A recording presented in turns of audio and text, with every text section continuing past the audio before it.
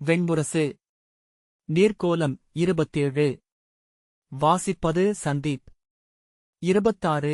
நிலைக்கோள். புலருக்கு முன்னர் முக்தன் சென்றபோதே பிரகன்னலை அணிபுனைந்து முடித்திருந்தாள். அவள் தங்கியிருந்த 3 அறைகள் கொண்ட சிறிய இல்லத்தின் முகப்பு வாயில் மூடப்பட்டிருந்தது. முக்தன் 3 முறை தேவி என்றழைத்தான். வாயில் உள்ளிருந்து திறக்கப்படும் ஓசையே அவளென்று அவனுக்கு காட்டியது. அவ்வோசையிலேயே அவள் முழுருவத்தைப் பார்த்து அதிர்வு கொண்ட அவன் உள்ளம் படபடக்கலாயிற்று. இளஞ்செந்நிற பட்டாணியும் ஆரங்களும் குழைகளும் கொண்டைச்சரங்களுமாக முழுதணிக் கோலத்தில் தோன்றிய பிரகன்னலை, வருக வீரரே என்றாள். முந்தைய நாள் இரவே அணிபுனைந்து அவனுக்காகக் காத்திருந்தவள் போலிருந்தாள். வெளியே அப்போதும் இருள் விலகியிருக்கவில்லை. இரவுச்சீவிடு நிலைக்கவில்லை. அவன் தன் இல்லத்திலிருந்து கிளம்பியபோது புரவியின் வெண்ணிறப் பிடரிமயிர்கூட தெரியாத கரிக்கிரட்டு இருந்தது. அவன் அவள் உடலில் இருந்து எழுந்து புதுமலர்களின் மணத்தையும் நீராடி ஈரம் முழுதுலராத உடலின் நீராவே கலந்த வியர்வையின் மணத்தையும் முகர்ந்தபடி உள்ளே சென்றான். ஆடை சரசரக்க கைவளைகளும் சிலம்பணிகளும் கழுத்தணிகளும் ஒலிக்க அவனுக்குப் பின்னால் வந்து, முன்னரே வந்துவிட்டீர்கள் வீரரே என்றாள். அவன் திணறலுடன் ஆம் என்றான். அமருங்கள். அருந்துவதற்கு ஏதேனும் கொண்டு வருகிறேன் என்றாள். முக்தன் அவள் உடலிலிருந்து விழிகளை விலக்கி, நான் இல்லத்தில் இன்கூழும் அப்பங்களும் அருந்திவிட்டுத்தான் வந்தேன் என்றான். அவள் மெல்ல சிரித்து, என் கையால் ஒரு குவளை இன்கடுநீர் அருந்தலாம். இது அன்னைகைச் சமையல் அல்ல, இதன் சுவை வேறு என்றாள். அவள் சொன்னதென்னவென்று புரியாமலேயே முகம் சிவந்து குரல் பதற, ஆம் உண்மை என்றான் முக்தன். விழிகள் பிறிதொரு மொழியில் ஒரு சொல்லுதிர்த்தனவென நொடிக்க அவள் எழுந்து சிலம்புகளும் கைவளைகளும் ஒலிக்க உள்ளே சென்றாள். மெல்ல அசைந்த அவள் பின்னழகுகளைப் பார்த்து பின்பு தன்னுணர்வுடன் விழிவிலக்கிக் கொண்டு, எப்போது எழுந்தீர்கள்? நீராடி அணிபுனைந்து சித்தமாக இருக்கிறீர்கள் என்றான். அவள் அடுமனைக்குள்ளிருந்து, நீங்கள் புலருக்கு முன்னரே வந்துவிடுவீர்கள் என்று தெரியும் என்றாள். எப்படி என்று அவன் கேட்டான். அவள் தலையை நீட்டி சிரித்து, தெரியும். அவ்வளவுதான் என்றபின் மறைந்தாள். தன் உள்ளத்தின் ஓசையைக் கேட்டபடி மூச்சுத் திணறுவதை உணர்ந்து தசைகளை எளிதாக்கி இயல்பு நிலை கொள்ள முயன்றபடி முக்தன் அமர்ந்திருந்தான். இரு உள்ளங்கால்களும் வியர்த்திருப்பதாகத் தோன்றியது. உள்ளங்கால்கள் வியர்க்குமா? முன்பெப்போதும் அதை உணர்ந்ததில்லை. குளிர் எஞ்சியிருந்த புலரியிலேயே இத்தனை வியர்வை. புரவியில் வந்ததனால்தான். ஆனால் புரவியை மிக மெல்லத்தான் செலுத்தினான். மூச்சிறைக்க வியர்வை மணத்துடன் வந்திறங்கலாகாதென்று எண்ணியிருந்தான். அறியாமல் கொதிமுட்கள் புரவியை தூண்டியிருக்கலாம். புரவி என்பது ஓட்டுபவன் உள்ளம் பருவடைவு கொண்டது என்று அவனுக்கு போர்க்கலை கற்பித்த சுஷமரின் சொற்களை நினைவு கூர்ந்தான். எதிரியின் விழிகளை நோக்குவது உன்னை அவன் நோக்கும் வாயில் திறப்பது. அவன் புரவியை நோக்கு, அது அனைத்தையும் கூறும். அவன் பதற்றத்தை, அச்சத்தை, வெறியை, விரைவை. உள்ளே அவள் கைப்பட்டு கலங்கள் மணியொலியும் சிலம்பலோசையும் எழுப்புவதைக் கேட்டான். ஓசையிலேயே அவள் முற்றிலும் காட்சியெனத் தெரிந்தாள். தன் அன்னையின் காலடி ஓசையை அவனால் அறிய முடிந்தது. புரவியின் குளம்போசையை அவன் அறிந்திருந்தான். ஒவ்வொரு ஓசையிலும் இவளை உணர முடிகிறது. நன்கு தேய்த்து பொன்னென ஆக்கப்பட்ட குவளையில் இன்கடுநீர் ஆவியழ மரத்தாளத்தில் வைத்து ஏந்தியபடி அவள் நடந்து வந்தாள். ஒவ்வொரு அசைவும் ஆடல். நடையென்று ஒன்றை எப்போதும் அறிந்திருக்க மாட்டாள் என்பது போல. என்ன பார்வை என்று புன்னகைத்தபடி கலத்தை நீட்டி, அருந்துக என்றாள். ஆம் என்றபடி அவன் அதை எடுத்துக்கொண்டான். தாளத்தை அப்பால் வைத்துவிட்டு எதிரிலிருந்த பீடத்தில் அமர்ந்து கால்களை அதன் மேல் மடித்துக் கொண்டாள். அரண்மனையிலிருந்து தேர் வருமென்றார்கள் அல்லவா என்றாள். ஒரு மிடறு இந்நீர் குடித்துவிட்டு, ஆம். நீங்கள் செல்வது அரசுக்கு ஆசிரியராக அல்லவா என்றான். அவள் சிரித்து, அவளுக்கு நடனம் சொல்லிக் கொடுப்பது புரவிக்கு பறக்க கற்றுக் கொடுப்பது போல என்று முந்தைய ஆசிரியை என்னிடம் சொன்னாள் என்றாள். அவன் சிரித்து, மெய்தான். நிஷதக்குடிகளில் எந்தப் பெண்ணுக்கும் ஆடல் அமைந்ததே இல்லை. இங்கு விரலியர் வந்து மேடையில் ஆடும்போதெல்லாம் ஒவ்வொருவரும் அதை உணர்வதுண்டு என்றான். அவள் ஆடலற்ற குடி என்று ஏதும் இல்லை என்றாள். ஆம், எங்களுக்கும் ஆடல்கள் உண்டு. விழவுகளிலும் குடிப்பண்டிகைகளிலும் நாங்கள் கூடி ஆடும் கலை நிகழ்வுகள் பல. ஆனால் அது தாளத்திற்கு உடலை ஒப்புக் கொடுப்பது மட்டுமே. அத்தாளத்தினூடாக ஒவ்வொருவரும் தாங்களெனும் உணர்வை இழந்து கொடி என்று பெருக்கில் ஒழுகும் துளியாகிறார்கள். அதன் அலைகளில் தாங்களும் அசைகிறார்கள் என்றான். அவள் சிரித்து, நடனமென்பதே அதுதான் என்றாள். ஆனால் இங்கு கலையென ஆடப்படும் நடனங்கள் அனைத்தும் ஒருவர் தன் உணர்வுகளினூடாகச் சென்று எங்கோ எதையோ ஏதுவதுதான் என்றான் முக்தன். அவள் தலை சரித்தபோது குழல் கற்றையில் சுருட்டிக் கட்டப்பட்டிருந்த முத்துச்சரம் சரிந்து கன்னத்தை தொட்டபடி ஆடியது. புன்னகையுடன் நன்கு நோக்கி இருக்கிறீர்கள், கூர்ந்து எண்ணியும் இருக்கிறீர்கள் என்றாள்.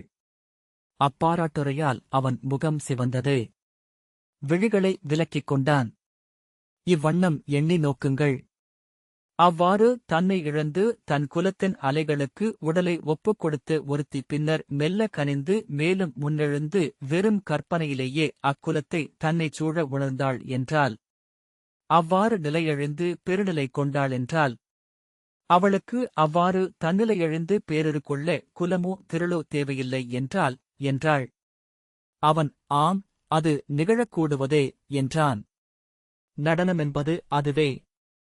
தன்னை தன் உடலை கற்பனையினூடாக பிறிது பலவாக ஆக்கி பெருக்கிக் கொள்ளுதல்.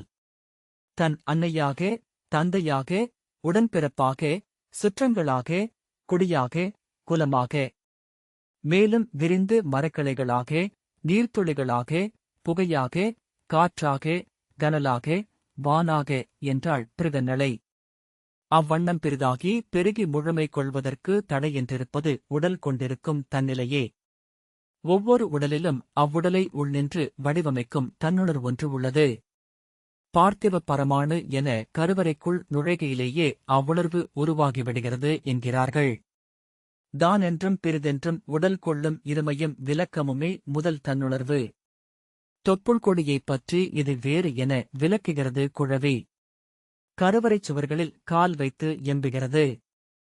தன் காலையும் கையையும் தான் என்று எண்ணி முத்தமிடுகிறது. பின்பு பிறந்து வந்து காற்றையும் ஒளியையும் நீரையும் உணரும்போது பிறிதெனும் தானெனும் விலக்கே புவி என்ற அறிவாகி அதற்குள் நிறைகிறது. அயல்வழி தொடுகையில் அயல்கை படுகையில் அது கொள்ளும் தன்னுணர்வு அச்சமும் எச்சரிக்கையும் ஆகி இங்கு வாழவும் வெல்லவும் அதற்கு தேவையாகிறது. தன் உடலும் தன்னவர் உடலும் தொடுகையில் அளிக்கும் இன்பமே இப்புவியில் மானுட உடலுக்கு முதன்மை கொடை. இவ்விரண்டையும் முற்றிலும் களைவதனூடாகவே மூன்றாவது பேரின்பமாகிய பிறவாதலை பெருகுதலை சென்றடைய முடியும். நோக்குக, ஒவ்வொரு குழவியும் அன்னையர் மடியில், கைகளில், இடையில் அமர்ந்து உடலசைவுகளை பயின்று எடுப்பதை. சிறுகால் வைத்து நடந்தும் விழுந்தும் உணவு கலத்தில் அள்ளியும் துழன்றும் தன் அசைவுகளை தீட்டிக் கொள்கிறது. பின்பு விளையாடல்கள், பல நூறு பயிற்சிகள், அவை நிற்றல்கள், களம்காணல்கள். மானுட உடலென்று திரள்வது தன்னைச் சூழ்ந்திருக்கும் பிற அனைத்திற்கும் உடலுள் வாழும் உளம் கொண்டிருக்கும் எதிர்வினை மட்டுமே. காட்டில் நின்றிருக்கும் ஒரு மரம் அக்காட்டிற்குள் அது தனக்கெனக் கண்டடைந்த வெளி என்பது போல. உங்கள் விழிகள் ஒவ்வொரு கணமும் பிற விழிகளால் பந்தன விளையாடப்படுகின்றன. மரக்கிளைகளை காற்று போல சூழ்ந்திருக்கும் புற உலகு உங்கள் கைகளை சுழல வைக்கிறது. பிற என எழுந்து சூழ்ந்த அனைத்திற்கும் விளையாட்டுப் பாவை என நம்மை நாம் அளித்திருக்கிறோம். நடனக்கலை என்பது நம் தன்னிலையை இங்கிருந்து விலக்கி பிறவெனச் சூழ்ந்துள்ளவையாக முற்றிலும் ஆக்கிக் கொள்ளுதலே. மேடையில் ஆடுவதல்ல அது. நடனத்தின் முழுமை என்பது தானன்றி எவருமே இல்லாத இடத்தில் ஆட்டன் அடையும் நிறைவு மட்டுமே. அவள் குரலும் கூறுமுறையும் பல நூறு மாணவர்களை பயிற்றுவித்த ஆசிரியர்களுக்குரியவை என முக்தன் எண்ணினான். நோக்கற்கோ சுவைப்பதற்கோ அல்ல அது, பிரம்மம் புடவியை நிகழ்த்துவது போல ஆடற்கென நிகழும் ஆடல் அது. உடல் உருமாறி எழுந்து உடலின்மையை ஏதும் ஒரு கணம். ஏன் மேடையிலும் நிகழலாம் என்றால் அது தொடங்கும்போது சூழ்ந்திருக்கும் அனைத்தும் மறக்கப்பட்டு விடுகின்றன என்பதனால்தான். ஆடல் எங்கு நிகழினும் ஆட்டன் முழுத்தனிமையில்தான் இருக்கிறான் என்றாள். அவள் பேசப் பேச அவன் மகுடி ஒலியில் விழை கட்டப்பட்டு மெல்ல உடனசையும் பாம்பென முன்னால் அமர்ந்திருந்தான். செவ்விய உதடுகள் சுருங்கி விரிந்து, சிறு வெண்பற்களைக் காட்டி மறைத்து, கன்னக்கோடுகள் இழுபட்டு விரிந்து, கண்கள் ஒளிகொண்டு, காது மடல்களில் ஆடிய குழைகள் கழுத்தைத் தொட்டும் விலகியும் ஆட, பொறிகுழல் தன் நிழல்களுடன் நெளிந்து பறக்க, கழுத்து ஒசிந்தும், தோள் விலகியும், கை நெகிழ்ந்தும் அவனை ஆட்கொண்டிருந்தது அவள் உடல். உங்கள் விழிகளில் கனவைக் கண்டேன். ஆகவே உடன் சேர்த்தேன். இவ்வண்ணம் முழு கனவில் ஆழ்வீர்கள் என்று எண்ணவில்லை என்றாள். அவன் விழித்துக் கொண்டு, இல்லை, நான் எண்ணிக்கொண்டிருக்கிறேன் என்றான். என்ன என்று அவள் கேட்டாள். விரலியர் உடல்கள் இளமையிலேயே தன்னுணர்வைத் துறக்கும் பயிற்சி கொண்டிருக்கின்றன. சூதர்கள் தங்கள் பெண் குழந்தைகளை கொஞ்சித் தோளிலும் நெஞ்சிலும் சூடி வளர்க்கிறார்கள். பிற குலமகள்களோ 2 வயதில் இடைத்தாலி அணிவது வரைதான் குழவிகளாக கருதப்படுகிறார்கள். பின்பு அன்னையரும் தோழியருமன்றி பிறர் அவர்களைத் தொட இயலாது. தந்தையர் கூட விழிகூர்ந்து நோக்க இயலாது. ஐம்படைத்தாலி அணிகையில் இச்செரிப்பு அளிக்கப்படுகிறது. பின்னர் விழித்தொடுகையிலேயே உடல் சிலிர்க்கத் தொடங்குகிறார்கள். தன்னுடலுக்குள் அனைத்து வாயில்களையும் மூடி சிறை கொள்கிறார்கள். ஒவ்வொரு உடலசைவும் எண்ணி எண்ணி பயிற்றுவிக்கப்படுகிறது. அரசியரோ மேலும் பெரிய சங்கிலிகளால் தழைக்கப்படுகிறார்கள். அவை முறைமைகள், குலச்சடங்குகள், குடிமுறைமைகள். ஒரு சொல் கூட உளம் தெளிந்து குமிழி என எழ இயலாது. ஓர் அசைவு கூட சித்தத்தால் தொட்டு அலையென எழுப்பப்பட முடியாது. அவர்கள் நடனம் கற்பதே ஒருபோதும் இயலாது என்றான். பிருகன்னலை நகைத்து, கேட்கையில் அது மெய்தான் எனத் தோன்றும். ஆனால் என் அறிதல் வேறு. ஆம், விரலியர் உடலில் நெய்யில் அனலென ஆட்டம் பற்றிக் கொள்கிறது. ஆனால் உலர்ந்திருக்கிய அரணிக்கட்டையிலும் அனல் உறைகிறது. அத்தனை சிறைகளுக்கு உள்ளே பெண்கள் தனித்திருக்கிறார்கள். சிறையறைக்குள் நாம் அடையும் விடுதலை என ஒன்று உண்டு, வீரரே. அதை ஆண்கள் பலர் அறிந்திருக்க மாட்டார்கள். பிறர் நம்மை உள்ளே அடைத்து மூடுகையில் மறுபக்கம் நாம் நம்மை உள்வைத்து முற்றிலும் மூடிக்கொள்ள முடியும். எவருமறியாத தனிமையில் அனைத்தையும் எடுத்து நாமென்று அமர முடியும். குலமகள்கள் அத்தனிமையில் பற்றிக்கொண்டு பெருந்தழலென எழுவதை நான் பலமுறை கண்டிருக்கிறேன் என்றாள். அவ்வண்ணம்தான் உத்தரை எழவிருக்கிறாரா என்றான் முக்தன்.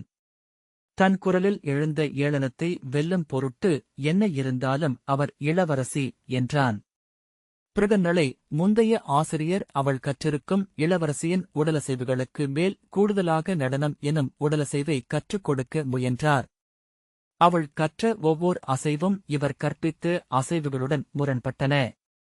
பிடியானையின் துதிக்கை போல கை தூக்கி வாழ்த்துகளை ஏற்க வேண்டுமென்று அரச முறைமை கற்பிக்கிறது. மலைப்பாம்பு இரை நோக்கி இறங்குவது போல் அவை வணக்கம் அமைய வேண்டுமென்று ஆட்ட நூல் சொல்கிறது. அவை ஒத்திசையவில்லை என்றாள். நான் அவளுக்கு உள்ளிருந்து பிறிதொன்றை எடுக்க கற்பிக்கப் போகிறேன். அரசி என அவள் இருக்கும்போது ஆடல் அவளுடன் உரையாது. அரசியல்லாதாகி அவளென்று எஞ்சும் தனியறைக்குள் ஆடல் மட்டும் அவளுடன் இருக்கும். அதை தடுக்கும் தன்னுணர் ஒன்றும் அவளிடம் எஞ்சாது என்றாள். அவன் நகைத்து, நன்று. அவை நடுவே அரியணை மேடையில் அவ்வாட்டம் எழாதிருக்கும் வரை அனைத்தும் நலமே என்றான். அவள் நகைத்து, இரண்டாக பகுத்துக் கொள்வதைப் போல் பெருகும் வழி பிறிதொன்றில்லை. அவ்விரண்டில் ஒன்று பெருகி பிறிதொன்றை உண்ணுமென்றால் அமையும் முழுநிலை போல் சிறந்த தவமும் இல்லை என்றாள். உத்தரைக்கு பிருகன்னலை நடனம் கற்பிக்கும் இளவேனில் மண்டபம் அரண்மனைக்கு வடகிழக்காக அமைந்திருந்த அணிச்சோலைக்கு நடுவே இருந்தது. நீள்வட்ட வடிவமான அக்கூடத்திற்கு வெளியே இடைநாழியில் உடைவாளுடன் முக்தன் காவல் நின்றான். உள்ளே பெண்களின் சிரிப்பொலிகளும் அணியோசைகளும் நகையாடும் குரல்களும் கேட்டுக் கொண்டிருந்தன. அவன் அவற்றை ஒதுக்க முயன்றாலும் அவையன்றி எவையும் சித்தத்தில் நிலை கொள்ளவில்லை. முதல் நாள் ஆடல் கற்க தன் 7 தோழியருடன் உத்தரை வந்தபோது அவன் கூடத்தின் விரிந்த திண்ணையில் இடையில் கை வைத்து இடை ஒசிய நின்று அவர்களை நோக்கிக் கொண்டிருந்த பிருகன்னலையிடம் 7 பேருக்கும் கற்பிக்கப் போகிறீர்களா என்றான். அவள் திரும்பி, எந்தப் பெண்ணும் அறியா நிலையில் ஆடல் கற்க தனியாக வருவதில்லை.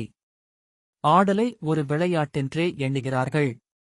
அதில் கூடி உவகை கொள்ள பிறருடன் வருவார்கள்.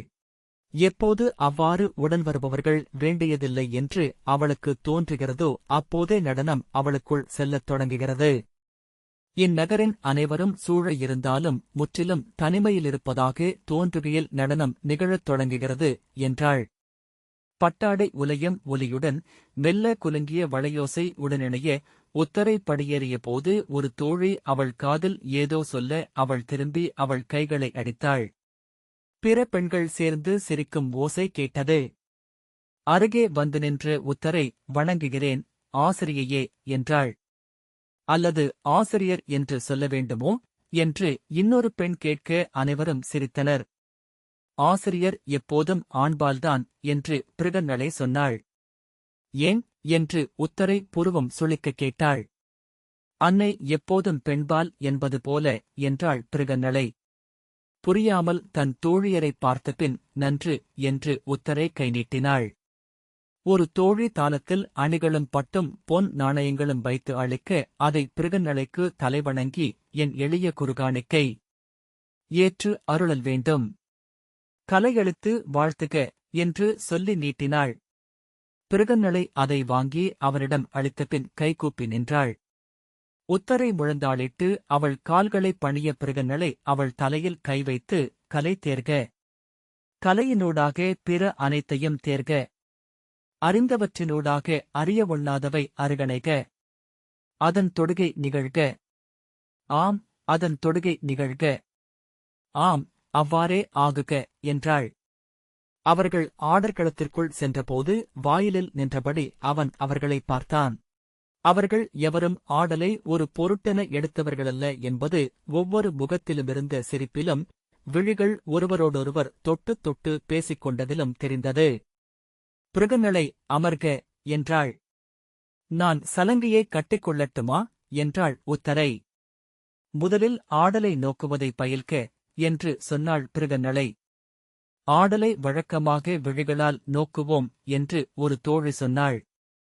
பிருகன்னளை அவளை நோக்கி திரும்பி, ஆம், ஆனால் விழிகளுக்குப் பின் பிறிதொரு ஆடற்பெண் வந்து அமர வேண்டும். உடன் ஆடாது எந்த ஆடலையும் எவரும் அறிய முடியாது என்றாள்.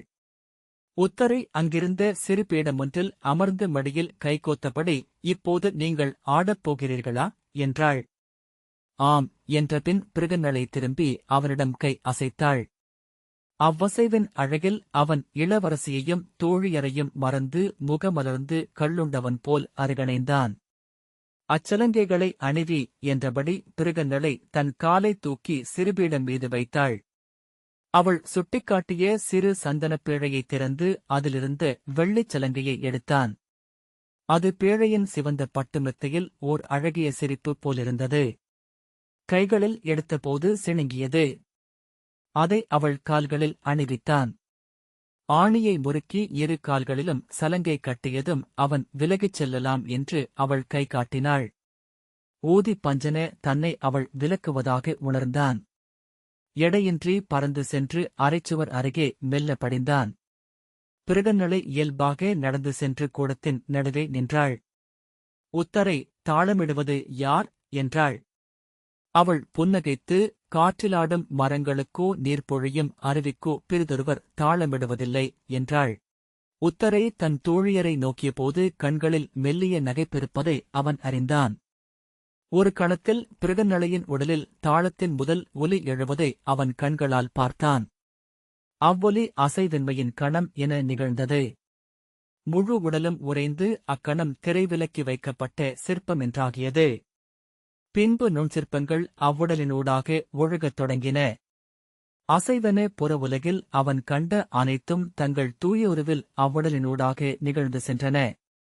அனலும் புனலும் மலர்மரமும் முகிலும் மானும் மயிலும் புறவியும் யானையும் சிம்மமும் குழந்தையும் கன்னியும் காளையும் மீண்டும் நிலை கொண்டு உடல் மீண்டாள். குனிந்து நிலம் தொட்டு வணங்கி இடையில் கைவைத்து நின்று உத்தரையிடம், ஆடுவதென்றால் என்னவென்று அறிந்திருப்பாய் என்றாள். ஆம் என்று அவள் கைகூப்பினாள். அங்கிருந்த ஒவ்வொருவரும் பிறிதெங்கிருந்தோ மீண்டு உடலில் வந்தமைந்தனர். கை நீட்டி எழுக என்று பிருகன்னலை சொல்ல கூப்பிய கைகளுடன் எழுந்த உத்தரை, நான் உங்களுடன் ஆடினேன். உமை இறைவனுடன் ஆடுவதைப் போல என்றாள் நடுங்கும் குரலில். உங்கள் ஆட்டத்தின் ஒவ்வொரு அசைவிலும் எஞ்சியிருந்த ஒரு சிறு பகுதியை நான் நிறைத்தேன் என்றாள். குரல் தழுதழுக்க உடல் துவள வேறேதோ சொல்ல நாவெடுத்த பின் கால் மடித்து அமர்ந்து பிருகன்னலையின் கால்களில் தன் தலையை வைத்து, எனக்கு அருள்க தேவா. ஒரு கணமேனும் இவ்வுடலால் அவ்வாடலை ஆட முடிந்தேன் என்றால் பிறவி கொண்டதன் பொருளை அடைவேன் என்றாள். நன்று, அது நிகழ்க என்றாள் பிருகன்னலை. பெண்டிர் ஒவ்வொருவராக எழுந்து வந்து அவள் அருகே நின்றனர். ஒருத்தி கைகூப்பி பிழை பொறுக்க வேண்டும் என்றாள். ஏன் என்று பிருகன்னலை கேட்டாள். தாங்கள் உமையொருபாகன். நாங்கள் அதை உணரும் விழிகளற்றிருந்தோம் என்றாள். பிருகன்னலை குனிந்து உத்தரையை தூக்கி எழுப்பி அவள் விழிநீரைத் துடைத்து, நாம் நாளை முதல் தொடங்குவோம் என்றாள். அல்ல, இன்று இக்கணம் ஒருமுறையேனும் ஒரு சுவடேனும் நான் கற்றாக வேண்டும். இன்று இரவு அதை என் நெஞ்சில் வைத்து துயில்வேன் என்று உத்தரை சொன்னாள். குழலை பின்னால் தள்ளி இனிய பறவையொலி ஒன்று எழ வாய்விட்டு நகைத்த பிருகன்னலை, நன்று. முதற்சுவடு என்னவென்று இன்று கற்பிக்கிறேன் என்று அவள் தோளைத் தொட்டு அழைத்துச் சென்று களம் நடுவே நிறுத்தினாள். முதல் பாடம் என்பது நிற்பதே. அரைமண்டியில் அல்ல, அரையளைவோ 3 சிவோ அல்ல, மலரமைவோ கிளைவளைவோ அல்ல, இயல்பாக எளிதாக என்றாள். உத்தரையின் விழிகளை நோக்கி அவளுக்கு மட்டுமே என பிருகன்னலை சொன்னாள். ஒவ்வொரு உடலுக்கும் ஒவ்வொரு நடையுண்டு என்று அறிந்திருப்போம். ஒவ்வொரு நிலை உண்டென்று அறிக. அது உங்கள் கால்கள் நிலத்தூன்றும் அமைப்பால், முழங்காலுக்கும் மூட்டுக்குமான தொலைவால், முழங்கால் வளைவால், தொடைகளின் பருமனால், பின்னழகின் குவிவால், முலைகளின் முழுப்புகளால், கைநீளத்தால் அமைக்கப்படுகிறது. உள்ளிருக்கும் தசைகளின் இழுவிசையால் இன்னும் நாம் அறியாத பல நூறு உடற்கூறுகளால் வழிவாகிறது. அத்துடன் ஒவ்வொரு தசையையும் இழுத்து இயக்கும் உள்ளத்தாலும் அது அமைக்கப்படுகிறது. நின்றிருக்கும் ஒருவனை பார்க்கையில் அவன் உடல் எண்ணங்களுக்கேற்ப மாறிக்கொண்டிருக்கும் என்பதை காணலாம். எப்போது உளம் கூர்கிறான், எப்போது கிளர்கிறான்.